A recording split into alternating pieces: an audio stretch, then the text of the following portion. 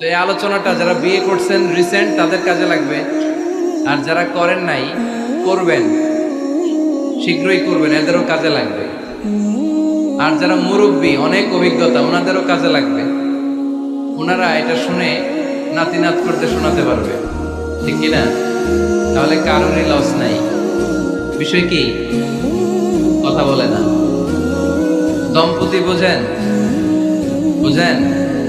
স্বামী আর স্ত্রী বানায় যেজন মিস্ত্রি, সে বড় আজব কারিগর মনরে, সে বড় কঠিন কারিগর, ঠিক কিনা? পৃথিবীর প্রথম দম্পতি হচ্ছে সাইয়েদনা আদম আলাইহিস সালাম আর হাওয়া আলাইহিস সালাম। পৃথিবীর প্রথম স্বামী আদম আলাইহিস সালাম, প্রথম স্ত্রী হাওয়া আলাইহিস সালাম। ওয়াকুলনা ইয়া আদম উসকুন আনতা ওয়া যাওজুকাল জান্নাহ। আল্লাহ বললেন, আদম তুমি আর তোমার জোড়া বা তোমার স্ত্রী দুজনে মিলে জান্নাতে থাকো। তাহলে ওনারা ছিলেন স্বামী আর স্ত্রী, ঠিক কিনা? তাহলে এই দাম্পত্য সম্পর্কটা এটা জান্নাতি সম্পর্ক। কি সম্পর্ক? উত্তর দিতে হবে। দৌলতপুরের ভাইরা রাগ করছেন আমার সাথে? শীত লাগতেছে? উত্তর দেওয়া যাবে আওয়াজ করে?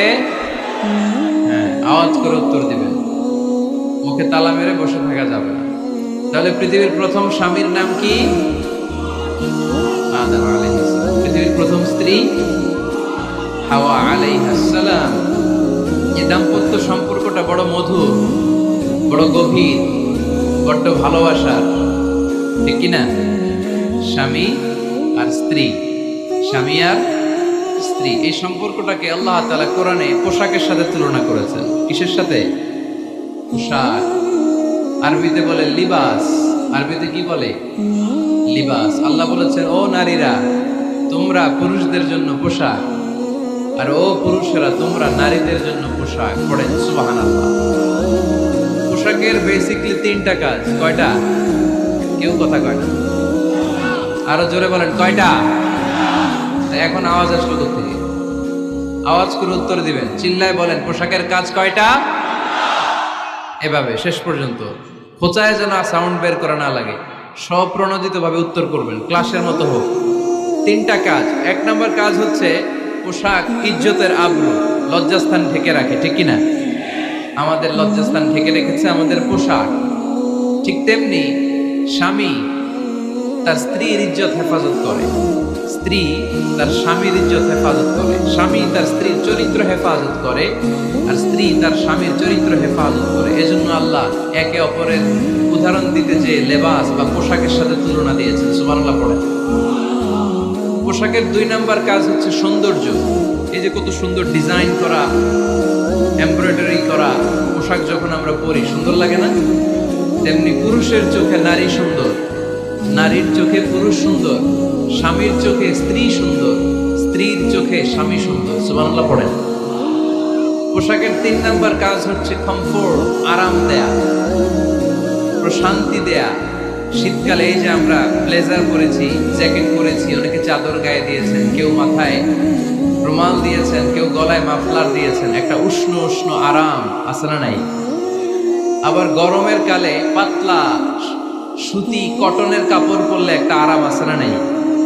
তাহলে পোশাক পরলে যেমনি আমাদের দেহ প্রশান্ত হয়, আরাম পাওয়া যায়, তেমনি স্বামী স্ত্রীর স্পর্শ পেলে সে আরাম পায়, তার হৃদয়টা প্রশান্ত করে দেয় কে? আবার স্ত্রী স্বামীর সঙ্গ পেলে তার মধ্যে প্রশান্তি এনে দেয় কে?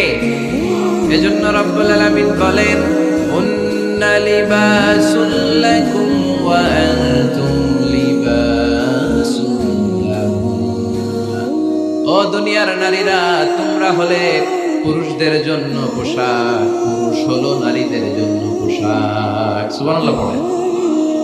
পোশাক যেমনি ইজ্জত আবরুর হেফাজত করে, তেমনি স্বামী স্ত্রী একে অপরের ইজ্জত হেফাজত করে। পোশাক যেমনি সৌন্দর্য বাড়ায়, স্বামীর চোখে স্ত্রী সুন্দর, স্ত্রীর চোখে স্বামী সুন্দর। পোশাক যেমনি আরাম দেয়, স্বামী তার স্ত্রীর স্পর্শ পেলে, স্ত্রী তার স্বামীর স্পর্শ পেলে হৃদয়ে প্রশান্তি অনুভব করে, ঠিক কিনা? এজন্য দাম্পত্য জীবন, এখানে স্বামীও আছে স্ত্রীও আছে, ইংরেজিতে বলে কাপল, কাপল লাইফ। এই বিশ্ব সভ্যতা নির্মাণে নারী পুরুষ, স্বামী স্ত্রী দুইজনেরই অবদান আছে না নাই? এজন্য সুনানে তিরমিজির বর্ণনায় আল্লাহর হাবিব সাল্লাল্লাহু আলাইহি ওয়াসাল্লাম বললেন, আন-নিসাউ শাকাইকুর রিজাল, নারীরা হচ্ছে পুরুষের কাউন্টার পার্ট, নারীরা হচ্ছে পুরুষের পার্টনার, সহকর্মী, সহযোগী। এই বিশ্ব সভ্যতা নির্মাণে শুধু পুরুষদেরই অবদান নাই, নারীদের অবদান আছে নাই? এজন্য কাজী নজরুল ইসলাম অসাধারণ লিখেছে, এ বিশ্বে যা কিছু মহান চিরকল্যাণকর, অর্ধেক তার করিয়াছে নারী, অর্ধেক তার নর। তার মানে নর নারী, স্বামী স্ত্রী দুইজনেরই অবদান এই মানব সভ্যতায় আছে না নাই? এই সম্পর্কটাকে আল্লাহ লেবাসের সাথে তুলনা করলেন, মেটাফরিক্যালি, রূপক ভাবে আল্লাহ পোশাকের সাথে তুলনা করলেন। পোশাক যেমনি গায়ের সাথে লেগে থাকে, পোশাক যেমনি চামড়ার সাথে মিশে থাকে, স্বামী স্ত্রীর সম্পর্কটাও এরকম একাকার, মিলেমিশে, ভালোবেসে একাকার। স্বামী স্ত্রীর রিলেশনশিপ সম্পর্কটা অনেকটা হাত আর চোখের মতো। হাত ব্যথা পেলে চোখ দিয়ে পানি ঝরে, আবার চোখ দিয়ে পানি ঝরলে হাত সেই পানি মুছে দেয়, ঠিক কিনা? তাহলে সম্পর্কটা কেমন যেন হাত আর চোখের মতো। হাত কেটে গেলে পানি পড়ে কোন দিক দিয়ে? চোখ দিয়ে পানি ঝরে। আবার চোখ দিয়ে পানি ঝরলে চোখের পানি মোছার জন্য হাতের দরকার আছে না নাই? তাহলে একেবারে মিলেমিশে একাকার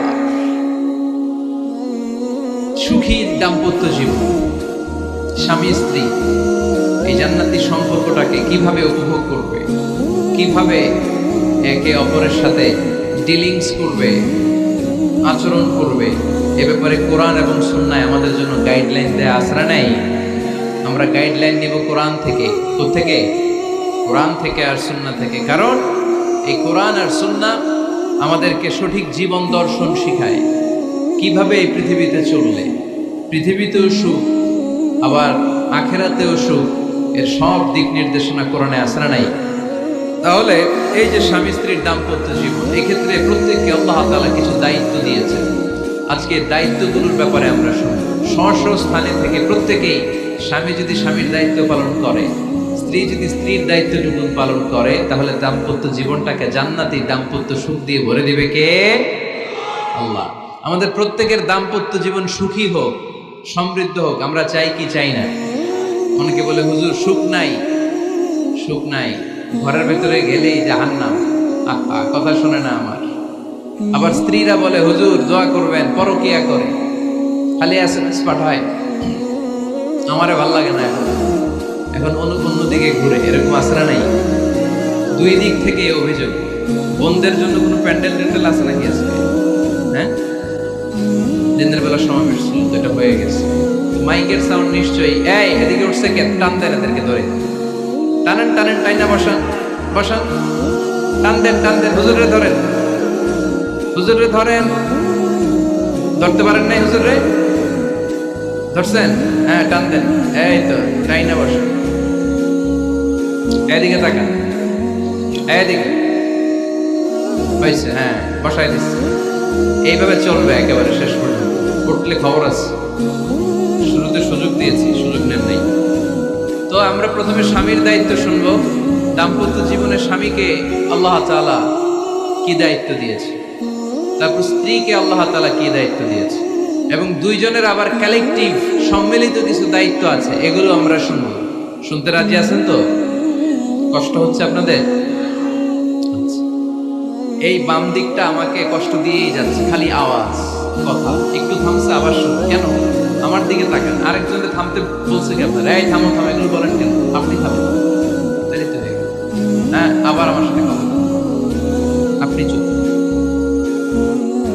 প্রথমে আমরা সম্মিলিত দায়িত্বের কথা শুনবো। সম্মিলিতভাবে আল্লাহ স্বামী স্ত্রী দুইজনকেই কিছু দায়িত্ব দিয়েছে, যে দায়িত্বটা দুইজনের উপরই বর্তায়। এরপরে শুনবো স্বামীকে আল্লাহ কিছু দায়িত্ব দিয়েছে, এটা শুনবো। এরপরে স্ত্রীকে কিছু দায়িত্ব দিয়েছে। আল্লাহর কসম, এই দায়িত্বগুলো যদি স্বামী স্ত্রী সম্মিলিতভাবে পালন করে, এক একটা ঘরকে আল্লাহ জান্নাতি পরিবার বানায় দেবে, সুখী সমৃদ্ধ জান্নাতি দম্পতি বানায় দেবে। এরকম দাম্পত্য জীবন, সুখময় দাম্পত্য জীবন আমাদের হোক। আমরা চাই কি চাই না?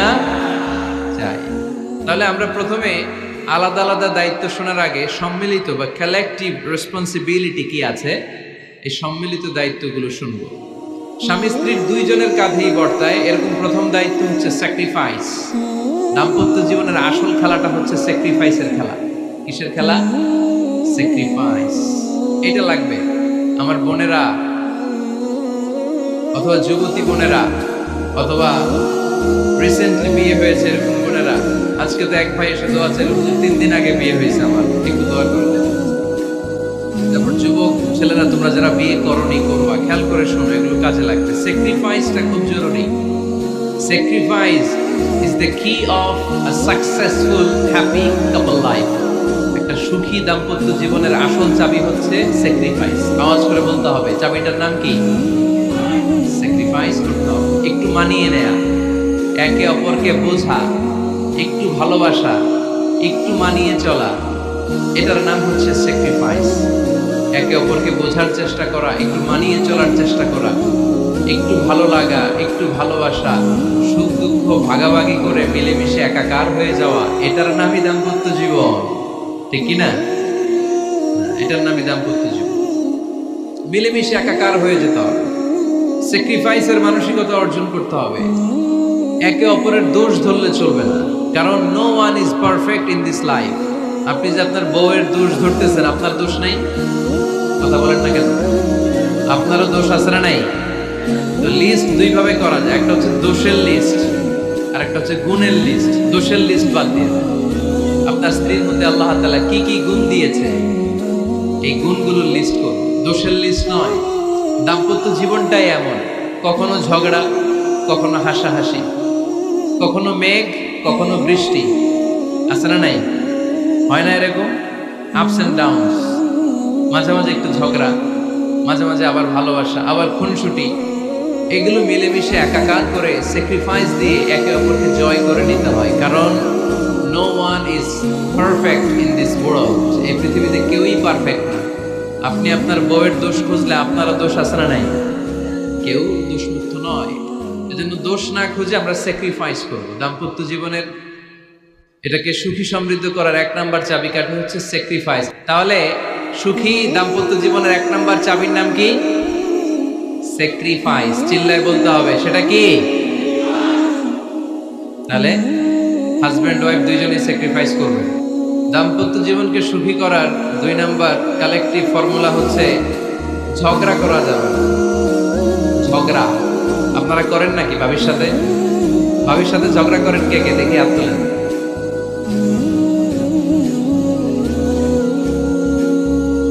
এদিকে সব আল্লাহর ওলি, এরা ঝগড়া টগড়া করে না। আপনি করেন?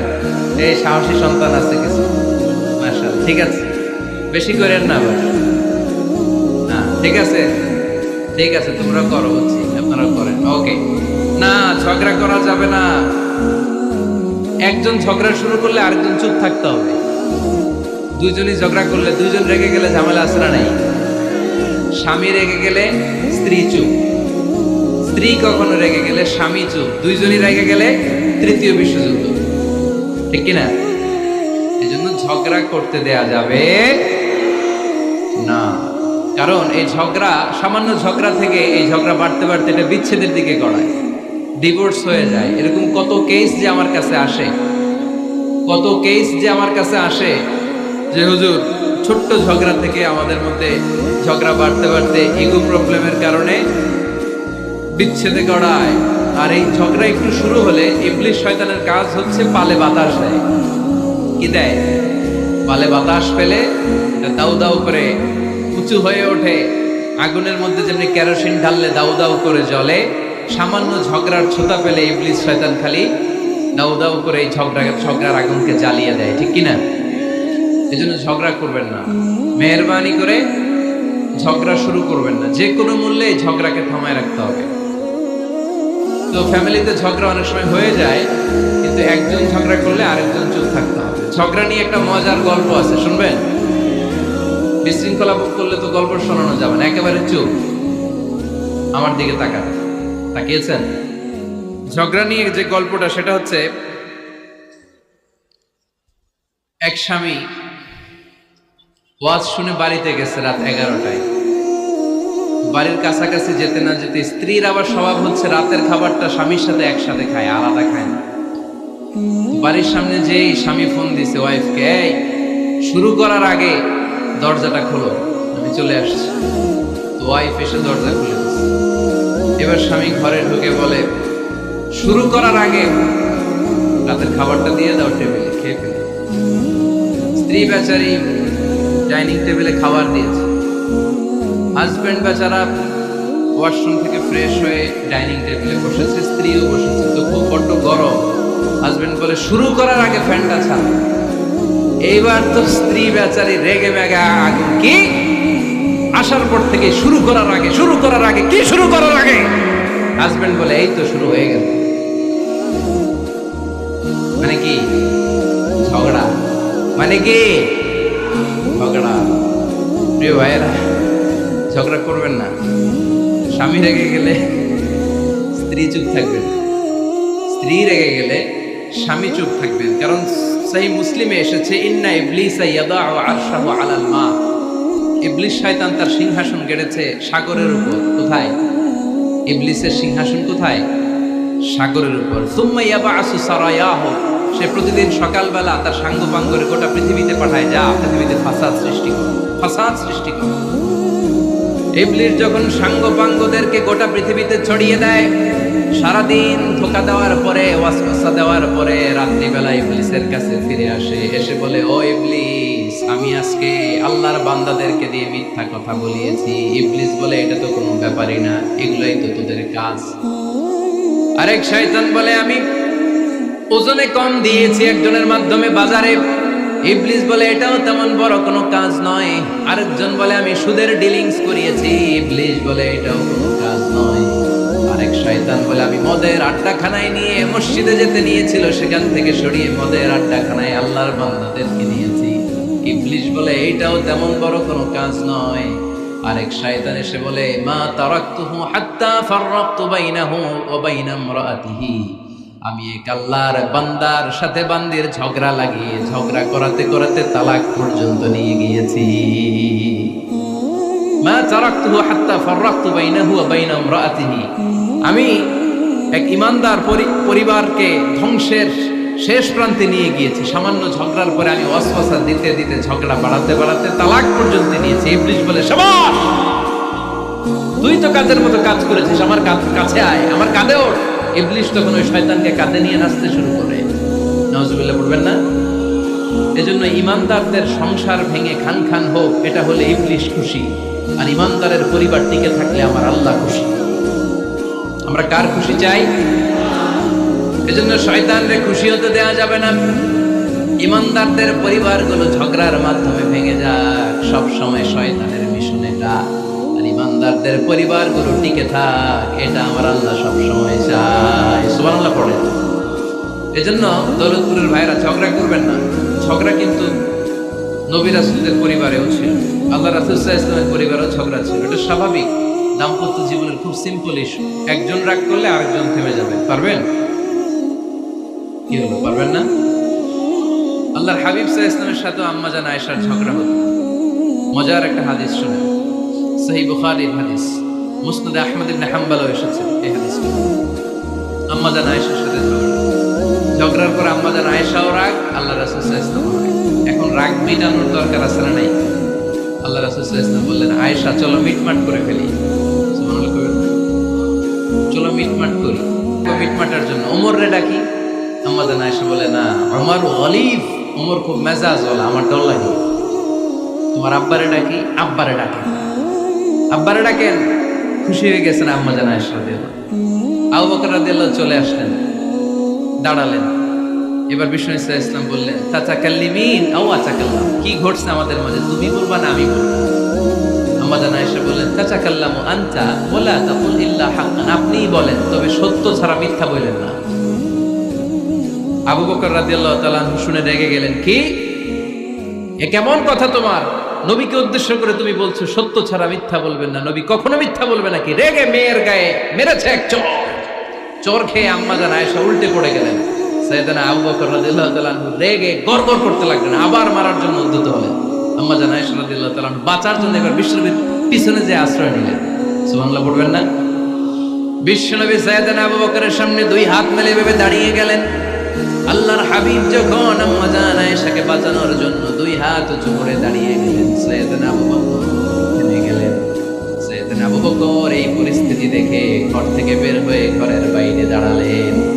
এবার আল্লাহর রাসূল সাল্লাল্লাহু আলাইহি ওয়াসাল্লাম আম্মা জান আয়েশাকে তুললেন, বললেন ইয়া আয়েশা কাইফা রাআইতিনি আনকাসতুকি মিনার রাজুল, দেখলা নাকি কেমন করে আমি তোমার বাবার হাত থেকে তোমারে বাঁচালাম। আজকে আমি যদি সামনে দাঁড়িয়ে না বাঁচাতাম তোমার বাবা তোমারে একেবারে মেরেই ফেলতো। সুবহানাল্লাহ বলে। দেখছো আয়েশা, আমি বাঁচাইলাম তোমারে, আমার সাথে ঝগড়া করো আমি বাঁচাইলাম। এই কথা শুনে আম্মা জান আয়েশা রাদিয়াল্লাহু তাআলা লজ্জায় পড়ে হেসে দিলেন। সুবহানাল্লাহ পড়বেন না? এত আস্তে সুবহানাল্লাহ। লজ্জায় হেসে দিলেন। বিষ্ণু ইসা ইসলাম এবার হেসে দিলেন। দুইজনের হাসাহাসি শুনে বাইরে থেকে আবু বকর রাদিয়াল্লাহু তাআলা আনহু হাসির আওয়াজ শুনে অবাক, কি রে এতক্ষণ যুদ্ধ এখন আবার হাসি কেন? হাসে দেখার জন্য সাইয়েদনা আবু বকর রাদিয়াল্লাহু তাআলা আনহু ঘরের ভেতরে ঢুকলেন। ঢুকে দেখেন আম্মা জান আয়েশাও হাসে, বিশ্ব নবীও হাসে, সাইয়েদনা আবু বকর হেসে দিলেন। আরশের উপর থেকে খুশি হয়ে গেলেন কে? এবার সাইয়েদনা আবু বকর বলেন ইয়া রাসূলুল্লাহ ইয়া হাবিবাল্লাহ আশরিকানি ফি সিলমিকুমা কামা আশরাকতুমানি ফি হারবিকুমা। নবী গো, আপনাদের দুইজনের মধ্যে যুদ্ধ লাগলে যেমনি মিটমাট করার জন্য আপনি আমারে ডাকেন, আপনাদের এই আনন্দ ঘন মুহূর্তগুলোতে শরীক হওয়ার জন্য মাঝে মাঝে আমারে ডাইকে। সুবহানাল্লাহ পড়ো। আপনাদের মধ্যে যুদ্ধ লাগলে সন্ধি করার জন্য যেমনি আমারে ডাকেন, আপনারা যখন আনন্দ ঘন পরিবেশ এরকম খুনসুটি করেন, হাসাহাসিতে মেতে ওঠেন, তখন একটু আমারে ডাইকেন। সুবহানাল্লাহ পড়বেন না? দেখেন আল্লাহ রাসূল সাল্লাল্লাহু আলাইহি ওয়াসাল্লাম পৃথিবীর সবচেয়ে শ্রেষ্ঠতম মানুষ। উনাদের পরিবারেও ঝগড়া হতো, কিন্তু এই ঝগড়া কোনোদিন তালাক পর্যন্ত গিয়েছে? কথা বলেন না কেন? আল্লাহর হাবিব সাল্লাল্লাহু আলাইহি ওয়াসাল্লাম তার কোন স্ত্রীকে তালাক দিয়েছেন? প্রায় আম্মা জান আয়েশার সাথে রাগারাগি হতো। আল্লাহর হাবিব সাল্লাল্লাহু আলাইহি ওয়াসাল্লাম বলতেন, আয়েশা কখন তুমি রেগে থাকো সেটাও আমি জানি, কখন তুমি আমার উপর খুশি থাকো সেটাও আমি জানি। ইয়া আয়েশা ইন্নী লা আ'লামু ইযা কুনতি আন্নী রাদিয়া ওয়া ইযা কুনতি আলাইয়া গাদবা। আয়েশা কখন রেগে থাকো তাও বুঝি, কখন খুশি থাকো তাও বুঝি। আম্মা জান আয়েশা বললেন ইয়া রাসূলুল্লাহ কেমনে বোঝেন? বিষ্ণু বললেন তোমার দোয়ার বাক্যগুলো শুনো বুঝি। যখন তুমি আমার উপরে খুশি থাকো তখন দোয়ার সময় তুমি এভাবে বলো, রব্বি মুহাম্মদ, ও মুহাম্মাদের রব আপনি আমাদের সব গুনাহ মাফ করে দেন। আর যখন তুমি আমার উপর রেগে থাকো তখন তুমি মুনাজাতের সময় বলো, রব্বি ইব্রাহিম, ইব্রাহিমের রব আপনি আমাদেরকে ক্ষমা করে দেন। তার মানে যখন তুমি রেগে থাকো তখন দোয়ার সময় আমার নামটা মুখে নিতে চাও না। সুবহানাল্লাহ পড়েন। তখন তুমি দোয়ার সময় অন্য নবীর নাম নাও। আম্মা জান আয়েশা বললেন ইয়া রাসূলুল্লাহ মা আহাজু ইল্লা ইসমাক, আমি তো শুধু নামটাই সরাই, আমার মুখ থেকে কেবল আপনার নামটাই সরায় রাখি, আমার হৃদয় থেকে কখনো আপনারে সরাতে পারি না। আমার হৃদয় জুড়ে আপনি, মা আহাজু ইল্লা ইসমাক, নবী হে আমি শুধু দোয়ার সময় রাগের মাথায় আপনার নামটা বাদ দেই, হৃদয় থেকে তো আপনারে বাদ দিতে পারি না। সুবহানাল্লাহ বলবেন না? তার মানে নবীদের ফ্যামিলি তো ঝগড়া এগুলো হতো, কিন্তু এটা তালাক পর্যন্ত গড়াতো, ঠিক কিনা?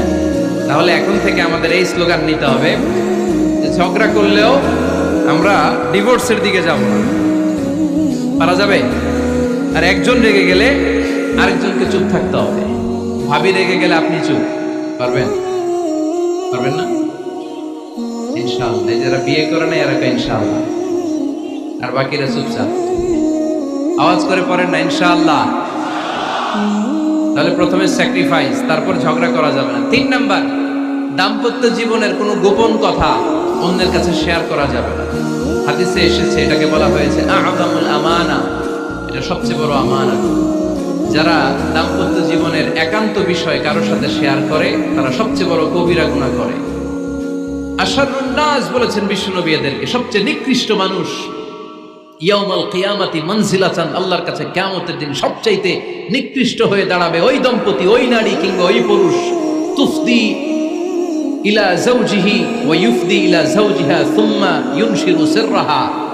তারা একান্ত সময়ে ফিজিক্যাল ইন্টিমেসিতে যা করে এটা পরে মানুষের কাছে বলে বেড়ায়, এরকম আছে না নাই? খবরদার, এটা বড় কবিরা গুনাহ। অনেক বোনরা একসাথে হলে দাম্পত্য জীবনের বিভিন্ন গোপন বিষয় নিয়ে কথা বলে, আছে না নাই? অনেক পুরুষরা একে অপরের সাথে, বন্ধুদের সাথে বিভিন্ন বিষয় নিয়ে শেয়ার করে, এটা এমন ওইটা এমন, এগুলো বলা যাবে? আসিবাউ হারাম। দাম্পত্য জীবনের সব বিষয়, স্বামীর সব বিষয় স্ত্রীর কাছে আমানত, স্ত্রীর সব বিষয় স্বামীর কাছে আমানত রেখেছে কে? দাম্পত্য জীবনের এই প্রাইভেট লাইফের কোনো কিছু কিয়ামত পর্যন্ত অন্যের কাছে প্রকাশ করাকে হারাম ঘোষণা করে দিয়েছে কে? এজন্য খবরদার আমার বোনেরা, একসাথে মহিলারা হলে পেটের কথা পিঠের কথা সব বের করে দেয়, আসরা নাই কিছু থাকে না, সব বের হয়ে যায়। খবরদার, সব বললেও দাম্পত্য জীবনের কোনো কথা শেয়ার করা যাবে। আমার ভাইয়েরা খবরদার, আপনাদের দাম্পত্য জীবনের কোনো কথা আপনার বন্ধুর সাথে শেয়ার করতে পারবেন না। এগুলো ফ্যামিলি শান্তি নষ্ট করে, দাম্পত্য জীবনের সুখকে নষ্ট করে। তাহলে 3 নাম্বার, প্রাইভেসি বজায় রাখবেন, এটা দুজনেরই দায়িত্ব। 4 নাম্বার, অহেতুক সন্দেহ পরিহার করুন। অনেক স্ত্রী আছে হাজবেন্ডের খালি সন্দেহ করে, এই ওদিকে তাকাই লাগেন, ওই মেয়ের দিকে তাকাই লাগেন, মোবাইল দেখি, মোবাইল দাও, ফেসবুকের পাসওয়ার্ড দাও, ঢুকিয়া দেখি মেসেঞ্জারে কার সাথে চ্যাট করছে, এই অফিসের ফাইল দেখি, এই এটা দেখি, এই তোমার ইনবক্স চেক করবো, এদিকে দাও, আছে না নাই? এই সন্দেহ ঘরটারে জাহান্নামের টুকরো বানিয়ে ছেড়েছে। অহেতুক সন্দেহ করবেন না। আবার ভাইরা ভাবিদেরকে অহেতুক সন্দেহ করবেন, এই ওদিকে গেলা কেন, ওদিকে তাকাইলা কেন, এটা করলা কেন, ওইটা করলা কেন, দেখি তোমার মোবাইল, তোমার মোবাইলের গ্যালারি দেখি, লক করে রাখছো কেন, লক খোলো, আছে না নাই? অহেতুক সন্দেহ ফ্যামিলিটারে জাহান্নামের টুকরো বানিয়ে দেয়। হ্যাঁ, ভ্যালিড কোনো অপরাধ যদি স্বামী করে ফেলে, ভ্যালিড কোনো অপরাধ যদি স্ত্রী করে ফেলে, পরকীয়ার কোনো বিষয় যদি প্রমাণিত হয়, বসেন, কনসাল্ট করেন, একে অপরের সাথে কথা বলেন, জিজ্ঞেস করেন। কিন্তু অহেতুক, আমি অনেক ফ্যামিলি এরকম দেখেছি, আমার কিছু বন্ধুকেও আমি দেখেছি যে এদের অবস্থা খুব খারাপ, খালি সন্দেহ করে, আছে না নাই? সন্দেহের রোগটা বড় রোগ, এই রোগ থেকে বেরিয়ে আসতে হবে। অহেতুক সন্দেহ করা যাবে না। 5 নাম্বার, হাজব্যান্ড ওয়াইফের দায়িত্ব হচ্ছে একে অপরের সহযোগী হতে হবে, সহকর্মী। আল্লাহর জান্নাত পাওয়ার ক্ষেত্রে একে অপরের সহযোগী। আপনি একা জান্নাতে যাবেন, ভাবি জাহান্নামে, এটা আপনি জান? জি না, আওয়াজ নাই আপনি বলেন, আপনি এটা চান? ভাবি একা জান্নাতে যাবে, আপনি যাবেন না, এটা ভাবি চায়?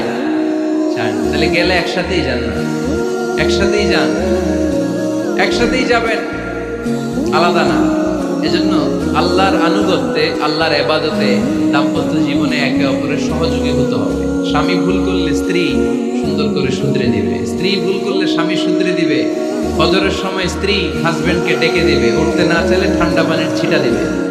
কারণ জান্নাতে একা যাওয়া যাবে না, গেলে দুইজনই যাবে, কথা কয় না? দুইজনেই জান্নাতে যাওয়ার দরকার আছে না নাই? যত বেশি আপনারা আল্লাহর আনুগত্যে আগাতে পারবেন, তত আপনাদের মহাব্বত বাড়াই দিবে কে? এই যে হাজবেন্ড ওয়াইফের ভালোবাসাটাকে বলে লাভ পিরামিড। কি pyramid? Love pyramid, like triangle, ত্রিভুজ আকৃতির। হাজবেন্ড ওয়াইফের ভালোবাসাটা ত্রিভুজ আকৃতির। The closer the couple comes to Allah, the closer they comes to each other. Husband wife যত বেশি আল্লাহর কাছে যাবে, তারা নিজেরাও নিজেদের তত কাছে যাবে। হাজবেন্ড ওয়াইফ আল্লাহর সম্পর্ক থেকে যত দূরে সরে যাবে, তারা নিজেরাও নিজেদের থেকে তত দূরে সরে যাবে, ঠিক কি না? ত্রিভুজ চিনেন আপনারা? হ্যাঁ, এই জিওয় কয়েকজন জিওয়, আপনারা ত্রিভুজ চিনেন না? চিনি, জিওয়, ঠিক আছে। ত্রিভুজের কয় কোণা? হ্যাঁ, 3 কোণা। এই যে এরকম লাভ পিরামিড, 3 কোণা। এই উপরের কোণায় আল্লাহর অবস্থান, আর এই কোণায় স্বামী, এই কোণায় স্ত্রী। তো তারা আল্লাহর দিকে যত যাবে, নিজেরাও তত কাছে যাবে। আর তারা আল্লাহর সম্পর্ক থেকে যত দূরে চলে যাবে, নিজেদের মধ্যে দূরত্ব বাড়তে থাকবে, ঠিক কিনা? পিরামিডটা বুঝতে পারছেন? ত্রিভুজ আকৃতির সম্পর্কটা লাভ পিরামিড এরকম, 3 কোণা। উপরের কোণায় থাকে আল্লাহ, এদিকে স্বামী, এদিকে স্ত্রী। তারা যদি আল্লাহর কাছে উভয়ে যেতে চায়, উভয়ে কাছাকাছি আসতেছে না? কথা বলেন না কেন? আর আল্লাহর আনুগত্য ইবাদত থেকে দুইজন যদি দূরে সরে যায়, তাহলে দুজনের দূরত্ব বাড়িয়ে দেয় কে? এজন্য স্বামী হবে স্ত্রীর সহযোগী, সহকর্মী। নামাজের সময় একে অপরকে ডেকে দিবেন, মোবাইলে অ্যালার্ম দিয়ে রাখবেন। স্বামী স্ত্রীরে ডাকেন, স্ত্রী স্বামীরে ডাকেন। স্বামী স্ত্রীকে কোরআন তেলাওয়াত শোনাবেন, স্ত্রী স্বামীরে কোরআন তেলাওয়াত শোনাবেন। ফ্যামিলিটারে জান্নাতি ফ্যামিলি বানাই দিবে কে? তাহলে এই 5টার দায়িত্ব কালেকটিভ রেসপন্সিবিলিটি, স্বামীর উপরও বর্তায়, স্ত্রীর উপরও বর্তায়। এগুলো মেনে চললে দাম্পত্য জীবন সুখকর করে দিবে কে? মনোযোগ আছে? কষ্ট হচ্ছে? এবার আমরা হাজবেন্ডের দায়িত্ব শুনি। হাজবেন্ডের প্রথম দায়িত্ব হচ্ছে, হাজবেন্ড হচ্ছে caretaker of the family, in charge, protector, আর রিজালু কাওয়ামুনা আলান নিসা। আল্লাহ বললেন স্বামী হলো তার স্ত্রীর ইনচার্জ, প্রোটেক্টর, স্ত্রীকে সুরক্ষা দিবে, স্ত্রীকে টেক কেয়ার করবে, স্ত্রীর দায়িত্বে থাকবে। এই দাম্পত্য জীবনের দুইজনের সংসারের মধ্যে স্বামীকে দায়িত্বশীল বানিয়েছে কে? পুরুষ দায়িত্বশীল। পুরুষ কখনো নারীর ক্ষতি করে না, সুপুরুষ নারীর ক্ষতি করে না, ঠিক কিনা? গোটা পুরুষ সমাজ নারী সমাজের সুরক্ষা দিবে। যেগুলো নারীকে একান্তে পেলে রেপ করে, যে ঢাকা বিশ্ববিদ্যালয়ে একটা রেপের ঘটনা ঘটছে না, যে এই বেয়াদবটা এই কাজ করেছে, এটা কি পুরুষ না কুপুরুষ? এটা কি সুপুরুষ না কুপুরুষ? সুপুরুষ নারীর প্রোটেকশন দেয়, নারীর টেক কেয়ার করে, তার ইনচার্জ, তার দায়িত্বশীল। দাম্পত্য জীবনে অর্থনৈতিক যত দায়িত্ব আছে সব আল্লাহ তাআলা পুরুষের কাঁধে দিয়েছে। কার কাঁধে? এই দাম্পত্য লাইফে নারীর কোনো অর্থনৈতিক দায়িত্ব নারীর কাঁধে আল্লাহ দেয় নাই। এজন্য সব অর্থনৈতিক দায়িত্ব পুরুষের ঘাড়ে। 4টা অর্থনৈতিক দায়িত্ব আছে। পুরুষ নারীকে মহারণা দিবে, পুরুষ নারীকে খাবারের ব্যবস্থা করবে, পুরুষ নারীকে পোশাকের ব্যবস্থা করবে, পুরুষ নারীর জন্য রেসিডেন্সিয়াল ব্যবস্থা করবে, ঠিক কিনা? ওয়াতুন নিসাআ সাদকাতিহিন্না নিহলা ফাইন তিবনা লাকুম আন শাইইন মিনহু নাফসান ফাকুলুহু হানিআম মারিআ। সুবহানাল্লাহ পড়ে। সব স্বামীদেরকে আল্লাহ ডেকে বললেন, ও স্বামীরা শোনো শোনো, বিয়ের পর সাথে সাথে স্ত্রীর কাছে তুমি মোহরানা আদায় করে দাও। মোহর দেয়া নফল নাকি ফরজ? জোরে বলেন। তোমরা কি দাও? সিলটি বুলা মোহরানা দাও? হ্যাঁ, মোহরানা দিতায় নাকি যৌতুক খাইতা? খিতা করতা? হ্যাঁ, কি দিব? মোহরানা দিব। মোহরানা দেয়াকে খরচ করেছে কে? আল্লাহ। তো মোহর দিতে টাকা লাগে না? এই টাকার দায়িত্ব পুরুষের ঘাড়ে দিছে কে? 2 নাম্বার দায়িত্ব, আলাল মাউলুদি লাহু রিজকুহুন্না ওয়া কিসওয়াতুহুন্না বিল মা'রুফ। স্বামী স্ত্রীর জন্য খাদ্যের ব্যবস্থা করবে, পোশাকের ব্যবস্থা করবে। 3 নাম্বার, ওয়াসকিনুহুন্না মিন হাইসু সাকানতুম মিন ওয়াজদিকুম। নিজের সামর্থ্যের মধ্যে থেকে স্ত্রীর জন্য রেসিডেন্সিয়াল একটা এরিয়ার ব্যবস্থা করে দিবে। সুবহানাল্লাহ। তাহলে অর্থনৈতিক দায়িত্বের মধ্যে 4টা: মোহরানা দেয়া, মিলস খাবারের ব্যবস্থা করা, মানে ফুডিং এন্ড ক্লোথিং, পোশাকের ব্যবস্থা করা, সর্বশেষ রেসিডেন্সিয়াল ব্যবস্থা করা। এই যে অর্থনৈতিক সব দায়িত্ব, খরচ যেখানেই আছে, সব দায়িত্বগুলো পুরুষের কাঁধে দিল কে? চিল্লায় বলেন কে?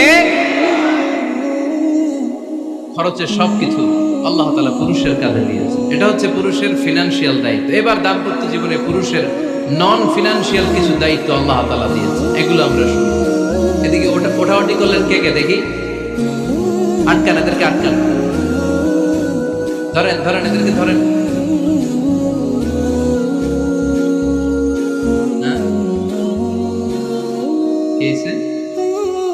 শেষ করে দিব তো খিতা হইতা?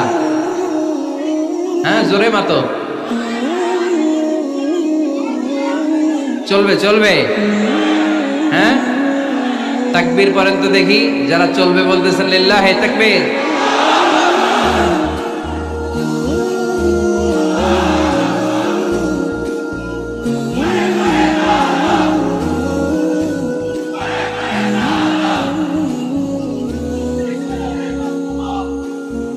মাশাআল্লাহ মাশাআল্লাহ। এবার দাম্পত্য জীবনে নন ফিনান্সিয়াল পুরুষের যে দায়িত্ব আছে সেটা আমরা শুনবো। 1 নাম্বার দায়িত্ব হচ্ছে স্বামীর উচিত স্ত্রীর সাথে ভালো আচরণ করা। ভালো আচরণ করেন তো আপনারা? জি হয়।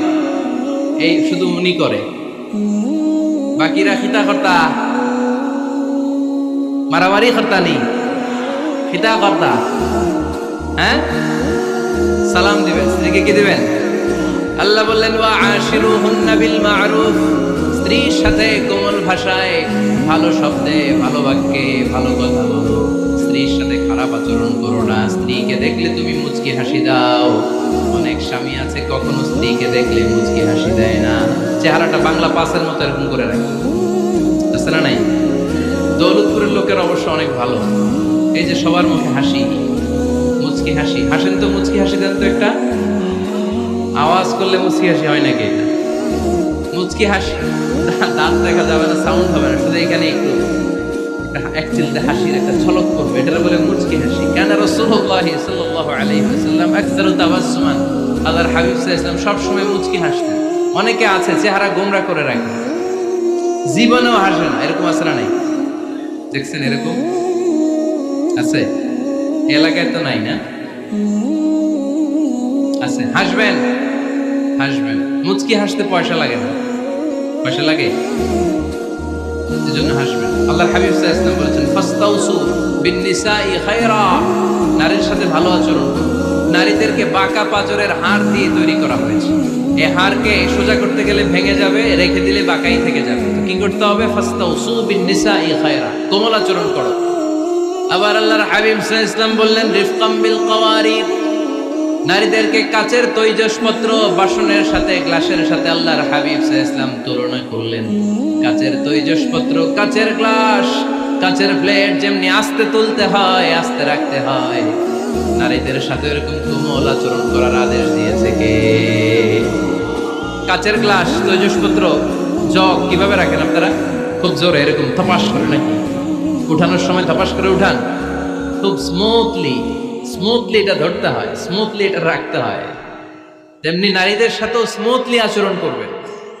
নারীদেরকে যত আপনি কোমল মোলায়েম ভাষায় কথা বলতে পারবেন, তারা তত আপনার কথা শুনবে। যত সুন্দর সুন্দর কথা, নারীকে, স্ত্রীকে বলবেন তুমি আমার সব, তুমি আমার কৈতরী, তুমি আমার টুনটুনি, তুমি আমার ময়না পাখি, তুমি আমার সোনা পাখি। ওই যে কয় কলিজা, তার মানে প্র্যাকটিস চলে বাসায়। আর কি ডাকেন? ভাবিরে কি ডাকেন বলেন? জান।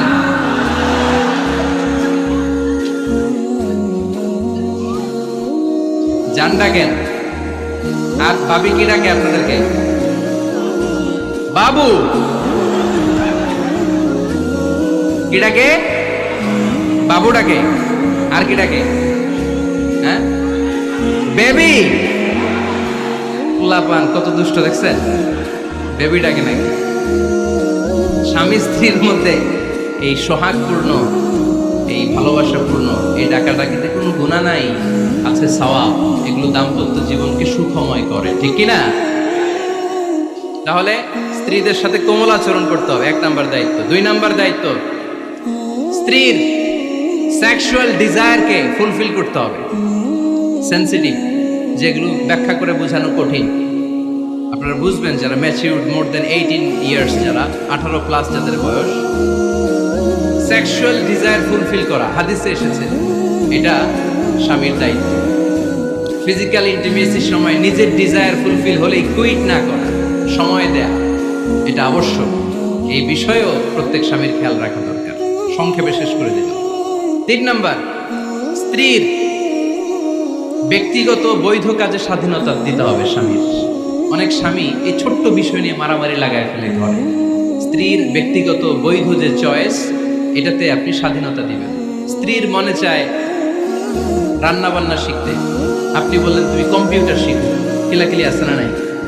স্ত্রীর মনে চায় কাঁথা সেলাই শিখতে, নকশি কাঁথা, আপনি বললেন না তুমি ল্যাঙ্গুয়েজ শিখো, ঝামেলা আছে না নাই? না, প্রত্যেকের আলাদা ব্যক্তিগত রুচি, চাহিদা, মতামতের গুরুত্ব আছে না নাই? এজন্য প্রত্যেক স্বামীর উচিত স্ত্রীর বৈধ ব্যক্তিগত যে কাজ, অবৈধগুলা না। আবার স্ত্রী বলল যে জি বাংলা দেখবো, তুমি একটা টিভি নিয়ে আসো, আনা যাবে? কথা বলেন। স্ত্রী বলল চলো পহেলা বৈশাখে আমরা নাচানাচি করবো, তুমি আর আমি মিলে, এটা মানা যাবে না। স্ত্রীর ব্যক্তিগত বৈধ কাজের স্বাধীনতা দেয়া। আম্মা জান আয়েশা রাদিয়াল্লাহু তাআলা আনহা বলেন, ওয়া কানা লি সাওয়াহিবু ইয়ালআবনা মাই, বুখারীর বর্ণনা। আমি যখন আল্লাহর হাবিব সাল্লাল্লাহু আলাইহি ওয়াসাল্লামের বাড়িতে বউ হয়ে আসলাম, আমার কিছু খেলার সাথী ছিল। আমি কাপড় দিয়ে পুতুল বানাতাম আর ঘোড়া বানাতাম, এগুলো দিয়ে খেলতাম। আমার সাথীরা আসলে রাসূল সাল্লাল্লাহু আলাইহি ওয়াসাল্লাম ঘরের পর্দা নামিয়ে দিয়ে আমার জন্য ঘরটা ছেড়ে দিত। সুবহানাল্লাহ কইতে বললেন না? আল্লাহর হাবিব সাল্লাল্লাহু আলাইহি ওয়াসাল্লাম কখনো বলতেন না আয়েশা তোমার বান্ধবীরা যেন ঘরে না আসে, কখনো বলতেন না আয়েশা আমি নবী মানুষ, তুমি নবীর বউ, তুমি কেন পুতুল দিয়ে খেলো, তুমি যেন কাপড় দিয়ে পুতুল বানাও, কেন ঘোড়া বানাও, এগুলো বন্ধ করো। কোনদিন বিশ্বনবী আম্মা জান আয়েশা রাদিয়াল্লাহু তাআলা আনহার পুতুল খেলায় বাদ সাধেন নাই, সাথীদের সাথে খেলাধুলায় কখনো বাধা দেন নাই। সুবহানাল্লাহ পড়েন। ছোট্ট মেয়েদের জন্য কাপড়ের পুতুল দিয়ে খেলাধুলা করা এটা জায়েজ, কারণ ছোট্ট মেয়েরা দেখবেন পুতুল বানায়, এটারে দুধ খাওয়ায়, এটার জন্য রান্না করে, এটারে গোসল করায়। এটাকে ছোট্ট মেয়েদের জন্য পুতুল খেলা জায়েজ রাখা হয়েছে এজন্য, কারণ তারাই কিছুদিন হবে এই প্রজন্মের মা। তাদের সন্তানদেরকে কেমন করে লালন পালন করবে তার একটা প্র্যাকটিস খেলার ছলেই ছোটবেলায় হয়ে যায়। সুবহানাল্লাহ পড়েন। এজন্য 3 নম্বর দায়িত্ব স্ত্রীর ব্যক্তিগত হালাল যে কাজগুলো আছে তার ব্যক্তিগত এই ভালো কাজগুলোতে আপনার স্বাধীনতা দিতে হবে, বাধা দেয়া যাবে না। প্রশংসা করবেন। কি করবেন? প্রশংসা। আমরা খালি দোষ খুঁজি, তোমার রান্না ভালো না, তোমার চেহারা ভালো না, তোমার বাপ ভালো না, তোর মা ভালো না, তোর 14 গোষ্ঠী খারাপ, আছে না নাই? তো এই বেডি আপনারা ভালোবাসবে? এই বেডি তো আজীবন আপনার বদনাম করবে, ঠিক কি না? কোনোদিন তারে আপনি প্রশংসা করলেন না, প্রশংসা করবেন। স্ত্রীর চেহারার প্রশংসা করেন, যে তুমি সুন্দর, তুমি সুন্দরী, এরকম বলেন, খুশি হবে না? হ্যাঁ, তুমি সুন্দর তাই চেয়ে থাকি, সে কি মোর অপরাধ? কোনো অপরাধ নাই, ইচ্ছা মতো গাইতে থাকেন স্ত্রীর শানে গান, সব আসারা নাই। তবে শুধু স্ত্রীকে শোনানো যাবে, ভাবিরে শোনানো যাবে, শালীরে শোনানো যাবে, পাশের বাড়ির কাউরে শোনানো যাবে? দেখেন ইসলাম কত চেক এন্ড ব্যালেন্স। স্ত্রীকে আপনি গান শোনান, কোনো গুনাহ নাই, আছে শুধু সওয়াব। তাহলে 4 নম্বর পয়েন্ট হচ্ছে এপ্রিসিয়েশন। সারাদিন এই মহিলাটা ফজরের পর থেকে উঠে ঘর গোছায়, মশারিগুলো খোলে, বিছানা পরিষ্কার করে, বাচ্চাদেরকে ক্লিন করে, স্কুলের টিফিন রেডি করে দেয়, বাচ্চাদেরকে স্কুলে যেতে দেয়, আপনার জন্য খাবার রেডি করে, কাপড় ধোয়, ঘরের সবাইকে দেখভাল করে। একদিনও আপনি তার এপ্রিসিয়েশন করলেন না। এরকম ডাকাইত স্বামী আসরা নাই, দৌলতপুরে নাই, এখানে সব ভালো। এপ্রিসিয়েট করবেন। আমরা ভুলে যাই, একটা থ্যাঙ্কস দিতে ভুলে যাই, একটা জাযাকিল্লাহ, আল্লাহ তোমাকে জাযা দেখ, এটাও বলি না। এদিকে তাকান, বলবেন তুমি সুন্দরী, তুমি অনন্যা, তুমি সুস্নিগ্ধা, তুমি প্রিয়ংবদা, তুমি সুহাসিনী, তুমি সুকেশিনী, তুমি সুভাষিনী, তুমি অসূর্যম পোষ্যা, মেঘে কালো কেশ, কাজল কালো চুল, হরিণের মতো ডাগর ডাগর দুটি তোমার চোখ। আহা, পোলাপাইন খুশি হয়ে গেছে। আহা, ওরা মুখস্থ রাখতেছে, বলবে এগুলা, বিয়ে করে নাই কিন্তু এখনো। তো জায়গা মতো বলবা, গার্লফ্রেন্ডে বললো না আবার। কাকে বলবা? স্ত্রীকে। কাকে? স্ত্রীকে। পারা যাবে না? একটু এপ্রিসিয়েশন দেওয়া যাবে না ওনাদেরকে? একটু প্রশংসা করবেন। প্রশংসা পেলে নারীরা বড্ড খুশি হয়। যদি আপনি বলেন যে তোমার রান্নাটা আজকে অসাধারণ হয়েছে, দেখবেন আরেক বাটি আইনা দিতেছে, খাইতে পারতেছে না, এরপরে পাতে তুলে দেয়, আরেকটু খাও, আরে খাও না, আছে না নাই? ওই যে প্রশংসা করছেন, খুশি হয়ে গেছে। তো আপনি 10,000 টাকার বান্ডিল দিয়ে আপনার বউকে যত খুশি করতে না পারবেন, রান্না মজা হয়েছে এইটা বলে আপনি অনেক বেশি খুশি করতে পারবেন। আল্লাহর হাবিব সাল্লাল্লাহু আলাইহি ওয়াসাল্লাম কখনো স্ত্রীদের রান্নার বদনাম করে নাই। সুবহানাল্লাহ পড়বেন না? আওয়াজ করে পড়েন সুবহানাল্লাহ। আজ থেকে স্ত্রীর সৌন্দর্যের প্রশংসা করবেন, কাজের প্রশংসা করবেন, রান্নার প্রশংসা করবেন, এপ্রিসিয়েশন দিবেন। পারবেন তো? রান্নার প্রশংসা নিয়ে মজার একটা গল্প আছে, শুনতে চান? তো উঠতে শুরু করলেন যে, হ্যাঁ, এখন আর কে কারে ধরবে? অনেকে উঠে গেছে। 2টার দিকে যারা বসা, প্রায় আমার মাহফিলগুলোতে এই সমস্যা হয়। গাইবান্ধাতে আমি গেলাম, জিজ্ঞেস করলাম কখন আসছেন? কয় ফজর পরে আসছেন। তো ফজর পরে আসছেন, এত আগে আসছেন কেন? কয় জায়গা পাবো না এই জন্য। লক্ষ লক্ষ মানুষ, কে কাকে নিয়ন্ত্রণ করবে? লক্ষ লক্ষ মানুষ। আমার জীবনে এত বড় প্যান্ডেল আমি কথা বলি নাই। এরা সকাল থেকে বসে আছে, পেশাব আটকে রাখছে, এটা ক্ষতিকর না? এরা আজহারিকে দেখার পরে এরপরে ওঠা আরম্ভ করছে, দেখাইছি, কয় দেখে গেছি হুজুর, এরপরে চলে যাচ্ছে। তা আপনাদেরও কি অবস্থা এরকম? হ্যাঁ, আচ্ছা ঠিক আছে। তো রান্নার প্রশংসা নিয়ে যে মজার গল্পটা আপনাদের শোনাতে চাই, এদিকে তাকান, মনোযোগী হন। আমার ওয়াজ শুনে এক লোক মনে মনে নিয়ত করছে যে আয়রে, জীবনে তো রান্নার প্রশংসা করলাম না, আজকে রান্নার প্রশংসা করব। তো মাহফিল শেষে বাসায় গেছে, স্ত্রী তাকে খাবার দিয়েছে, স্বামী খাবার খায় আর মিটি মিটি হাসে। স্ত্রী বলে, এই মাহফিল শুনে আসছো, রাত বাজে 12টা, খাচ্ছ ভালো কথা, হাসো কেন? স্বামী বলে, হাসি এর কারণ হচ্ছে তোমার রান্নাটা আজকে এত মজা হয়েছে না জীবনে, আজকে বাড়াই বাড়াই কইতেছে তো, জীবনে এত মজার রান্না খাই নাই। রান্না মজা হয়েছে শুই না। স্ত্রী তো রেগে গেছে, কি গত 10 বছর ধরে তোমার রান্না করে খাওয়াই, একদিনও রান্নার প্রশংসা করলা না, আর আজকে পাশের ঘরের ভাবি একটু গরুর গোশতের তরকারি পাঠাইছিল বাটিতে করে, পাশের ঘরের ভাবি একটু আমাদের বাড়িতে তরকারি পাঠাইছিল, তো ওই তরকারি দিয়েই তোমাকে খাবার দিছে, আজকে রান্না টান্না আমি করি নাই। তো ওই বেটির রান্না তোমার এত ভালো লাগছে, এই 10 বছরে একদিনও কইলা না, আজকে এটা কইলা, খাও খাও, তোমার মজার খাও, আর রান্ধুম না। তো প্রশংসা করলে বুঝে শুনে করবেন, একটু এনশিওর হবেন যে রান্নাটা করছিল কে। তা না হইলে কিন্তু ঘরে চুলায় আগুন জ্বলবে না, টানার রোজা রাখা লাগবে, ঠিক কিনা? তো 4 নম্বর গেল এপ্রিসিয়েশন, একটু এপ্রিসিয়েশন দিবেন। আল্লাহর হাবিব সব সময় স্ত্রীদের প্রশংসা করতেন। সেই বুখারীর বর্ণনা, আল্লাহর হাবিব বলেন, ইন্না ফাদলা আয়েশা আলান নিসা কাফাদলি সারিদ আলা সাইরিত তাআম। আরব ভূখণ্ডের মধ্যে সব খাবারের উপরে সারিদ খাবার যেমনি সেরা, দুনিয়ার সব নারীদের মধ্যে আমার আয়েশা তেমনি সেরা। সারিদ একটা খাবার আছে। আমি যখন মিশরে পড়তাম আল আজহার ইউনিভার্সিটিতে, আমাদের ইউনিভার্সিটিতে সরকারের পক্ষ থেকে সরকারিভাবে খাবার দেয়া হতো। আমাদের খাবারের খরচ বহন করতেন ওমানের সুলতান কাবুস। এই গত 3-4 দিন আগে ইন্তেকাল করেছেন। নাম শুনছেন আপনারা? প্রায় 40 বছরেরও বেশি মনে হয়, 45 বছর বা 50 বছরের লম্বা সময় উনি ওমানের প্রেসিডেন্ট ছিলেন। উনি আমাদের খাবারের খরচটা বহন করতেন। কিছুদিন আগে ইন্তেকাল করেছেন। আমরা ওনার জন্য দোয়া করি, আল্লাহ তাআলা এই সুলতান কাবুসের জীবনের গুনাহগুলো মাফ করে নিক, ওনার সমস্ত খেদমত আল্লাহ কবুল করে নিক। তো আমাদের আল আজহার ইউনিভার্সিটির হোস্টেলে ঈদের দিন একটা খাবার দিত, এটার নাম ছিল সারিদ। রুটি আর গোশত এগুলোকে ম্যাশড করে একটা স্তর বানাতো, এটা কেটে কেটে আমাদেরকে দিত, এটাকে বলে সারিদ। আরব দেশে সবচেয়ে দামি খাবার।